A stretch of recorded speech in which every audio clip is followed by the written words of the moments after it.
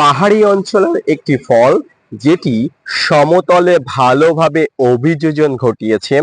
যদি আপনি ছাদ বাগানে এই গাছটিকে পরিচর্যা করতে পারেন, একটা সময় দেখবেন আপনার ছাদ বাগানেও পাহাড়ি ফলটি ফলছে। Hello friends, welcome to my channel. দেশ এবং দেশের বাইরে থেকে যারা আজকে আমার ভিডিওটি কন্টিনিউ করেছেন, প্রত্যেককে gardener TRIPS with Kamal YouTube চ্যানেলে স্বাগতম। তো ফ্রেন্ডস, আজকে আমি আলোচনা করব পাহাড়ি ফল অর্থাৎ অ্যাপেল।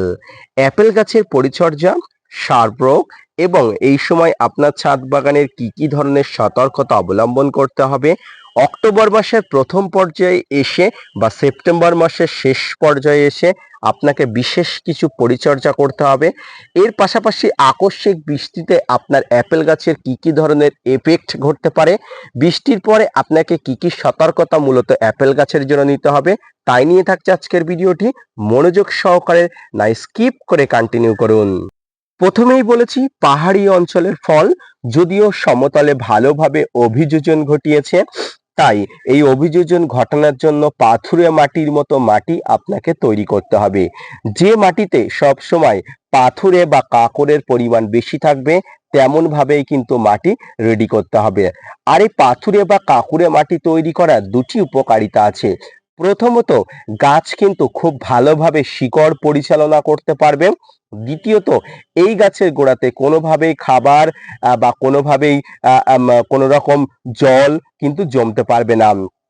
খাবার আপনি দিলে, এই গাছের গোড়ায় জল দিলে জল কিন্তু তাৎক্ষণিক বেরিয়ে যাবে খুব ভালোভাবে, কারণ পাথুরে মাটির মধ্যে কিন্তু জল থাকে না।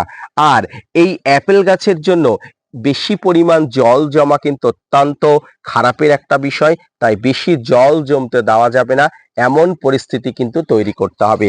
এবার আসি অ্যাপেল গাছের সামগ্রিক পরিচর্যা। অ্যাপেল গাছে ফুল আসে মূলত মার্চ এপ্রিল মাসে, তাই আপনাকে মার্চ এপ্রিল মাসের আগে যথেষ্ট পরিমাণ পরিচর্যা করতে হবে।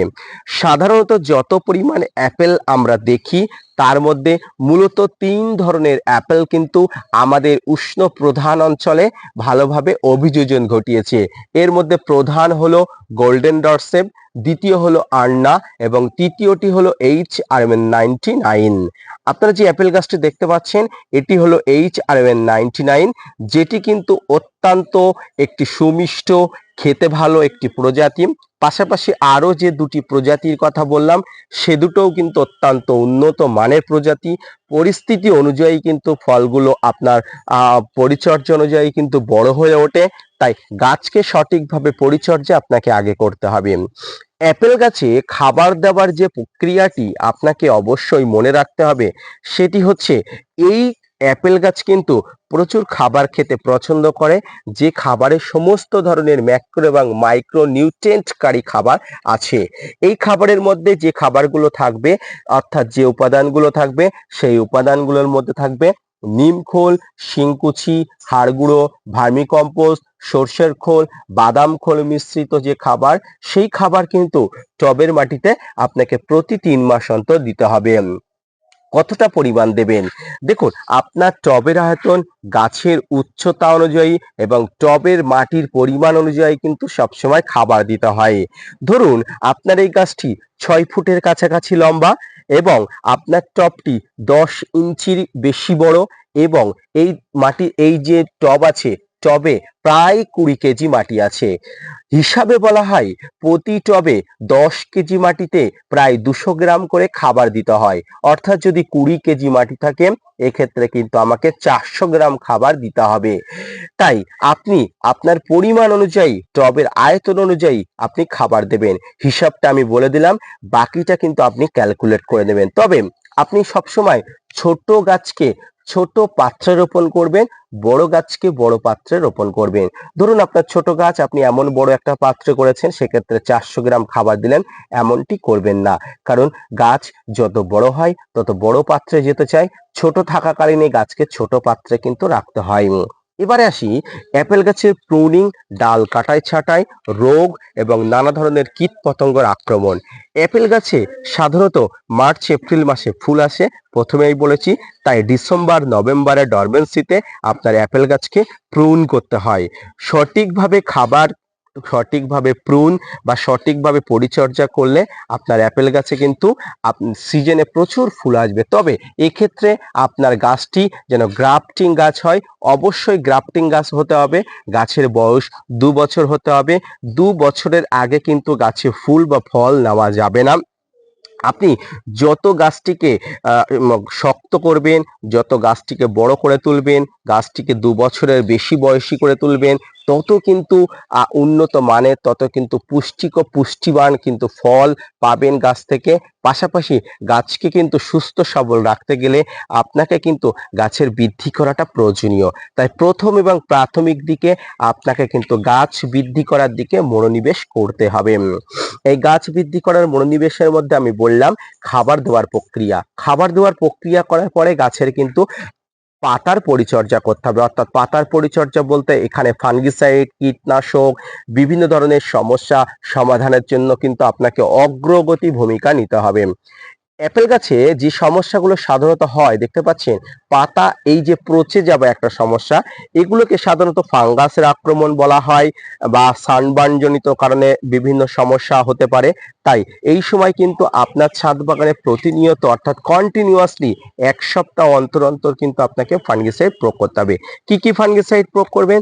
সাপ, ম্যানসাপ, Bavistin, Ridomil gold, Blitox, blue copper. তবে এই অ্যাপেল গাছে সব সময় কিন্তু ব্লাইটক্স জাতীয় ফাঙ্গিসাইড আপনারা 1 থেকে 1.5 গ্রাম কিন্তু যদি প্রয়োগ করে থাকেন, দেখবেন গাছগুলো সুস্থ সবলভাবে থাকবে।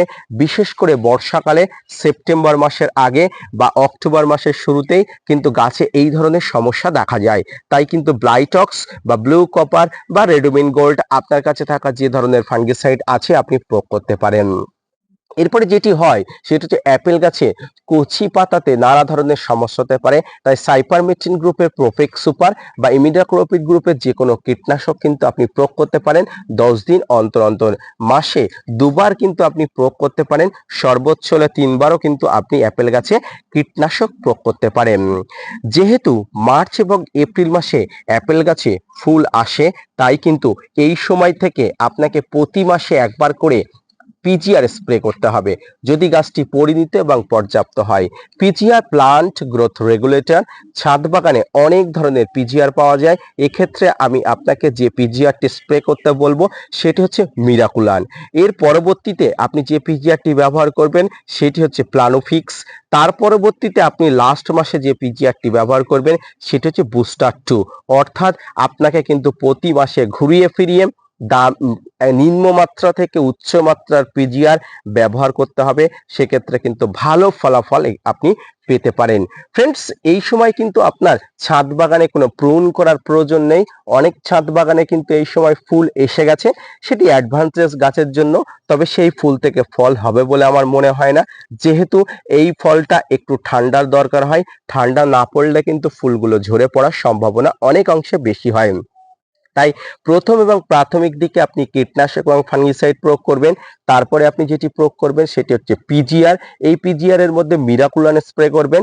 অর্থাৎ মিরাকুলান আপনাকে 25 থেকে 30 ফোঁটা 1 লিটার জলে আপনি এই মাসে স্প্রে করবেন।